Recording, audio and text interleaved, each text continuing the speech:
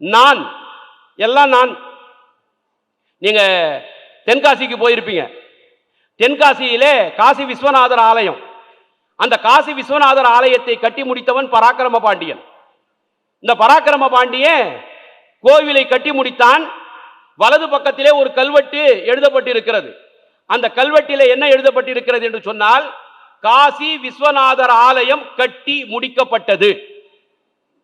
நான் கட்டினேன் கிடையாது, என்னால் கட்டப்பட்டது கிடையாது, நான் என்கின்ற வார்த்தை கிடையாது.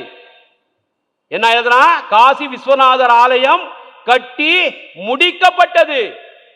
இந்த கட்டி முடிக்கப்பட்ட ஆலயத்தை எப்பொழுதாவது ஒரு கல் அதில் இருந்து சரிந்து விழுந்தால், அந்த சரிந்து விழுந்த அந்த கல்லை யார் எடுத்து வைக்கிறார்களோ, அந்த சரிந்து விழுந்த அந்த கல்லை எடுத்து வைத்து அதில் யாரு சாந்து பூசுகிறார்களோ, சுண்ணாம்பு பூசுகிறார்களோ, இப்ப சிமெண்ட் பூசுகிறார்களோ, அவர்களை பார்த்து கோபுரத்திலே இருக்கக்கூடிய கலசம் தலை குப்புறமாக கீழே விழுந்தால் அதை எடுத்து யார் அந்த கலசத்தை கோபுரத்திலே வைக்கிறார்களோ அவர்களை பார்த்து இன்றே இப்பொழுதே உலகறியே அவருடைய பாதங்களில் விழுந்து நான் வணங்குகிறேன் எழுதி வச்சிருக்கிறான்.